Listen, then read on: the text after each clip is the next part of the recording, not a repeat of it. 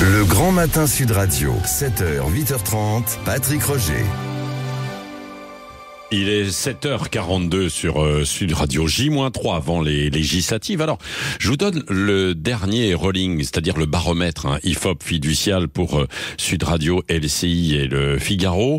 Du côté de l'entente Rassemblement National et les amis d'Éric Ciotti, 36%. 28,5 pour le nouveau Front Populaire. Ça ne bouge pas pour les deux.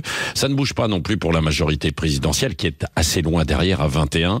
Les Républicains sont à 6. Également, ils ont baissé un petit peu. Et puis, il y a des candidats divers à 4,5. Alexis Poulain, bonjour. Bonjour. Il y a pour certains des trous d'air un petit peu dans cette campagne. Et alors, campagne express, mais campagne combien chargée et notamment sur je vais commencer par le front de gauche avec François Ruffin du Front de la Somme, c'était le titre de son livre, qui ouvertement explique au micro de TF1 que Jean-Luc Mélenchon est un boulet pour l'alliance de la gauche.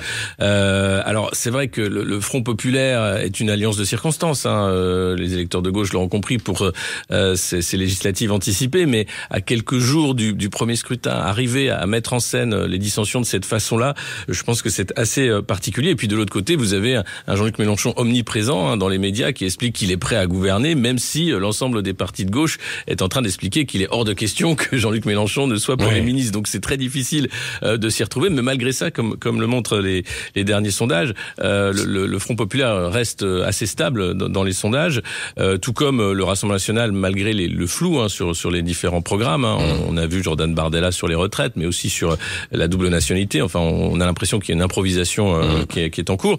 Et puis la majorité présidentielle qui se maintient tant bien que mal. Il y a de tous les partis politiques, on voit bien qu'il y a ce moment de flottement, ce moment aussi de recomposition qui arrivera après le 7 juillet. Aurélien Pradier qui démissionne des LR, Éric Ciotti qui s'est rapproché du RN. Je pense qu'à l'issue du scrutin, à l'issue du second tour, on va voir sans doute des recompositions qui vont se faire immédiatement. Et le retour à gauche, par exemple, de quelqu'un comme François Hollande n'est pas anodin. Il est là aussi, je pense, pour essayer de recomposer un PS bis autour de sa personne ou de Raphaël Glucksmann et de voir comment tout ça peut avancer. Donc clairement, on a l'impression que ces élections qui étaient un peu un coup de poker d'Emmanuel Macron vont être une sorte de primaire de chaque parti ou une recomposition des partis. À gauche, c'est clair. C'est qui va prendre le leadership de la gauche. Aujourd'hui, c'est Jean-Luc Mélenchon qui le réclame, mais on voit bien que d'autres ont beaucoup d'appétit.